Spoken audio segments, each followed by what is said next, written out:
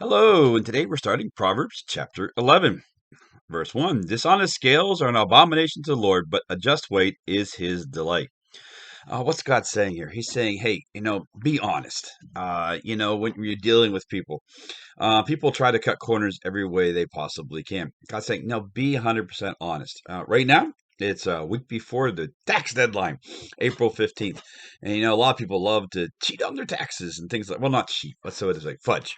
Do what they can. Now, here's the thing. I'm all about only paying the government what you need to pay the government. No, I'm 100% good with that. If you can find a deduction, that's great. But if there's a gray area and things like that, you're not sure 100%, you shouldn't do that. You shouldn't cheat anybody, anything. Remember, God just says we're supposed to, it says in Romans, pay taxes to whom taxes are due. It's not your responsibility. It's once you give it away, then God holds government responsible for what to do with your money. When you do things and try to cheat things, then you become responsible. You don't want to be that. Okay, you don't stand before God. You say, God, I did the best I can. We're dealing with other people business wise. It's much better to make sure you use honest scales at all times. Yeah, sometimes you might get cheated. That's true, but money's just a thing. And God's watching. He's going to take care of you, and your reputation is worth a whole lot more than anything else.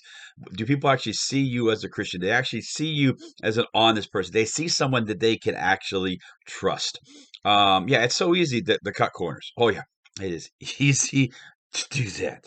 Okay, and because it's easy, it's tempting to do. We think everybody's doing it. Okay, God's saying here probably everybody is.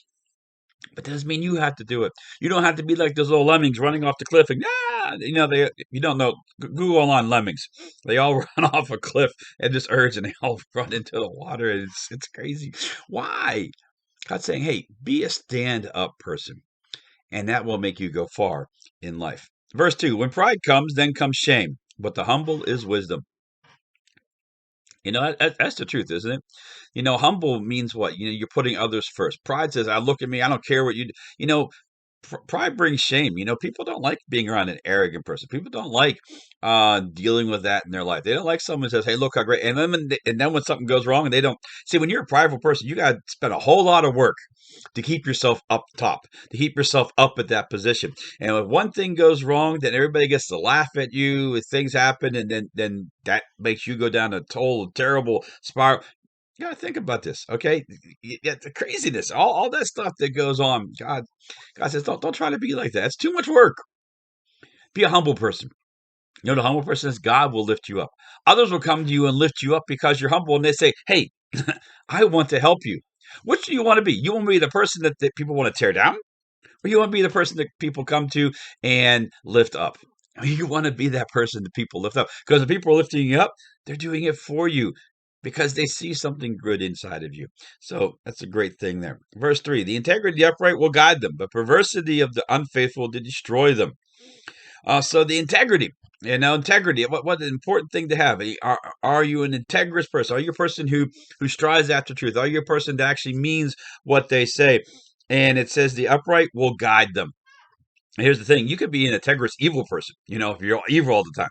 That's not going to help you. But of the upright, those who say, "I'm going to stand up. I'm going to stand up for God. I'm going to stand up for Jesus." God says, "I will guide you." Yeah, people will come against you. Obstacles will come in your way, and God will then guide you around those little obstacles.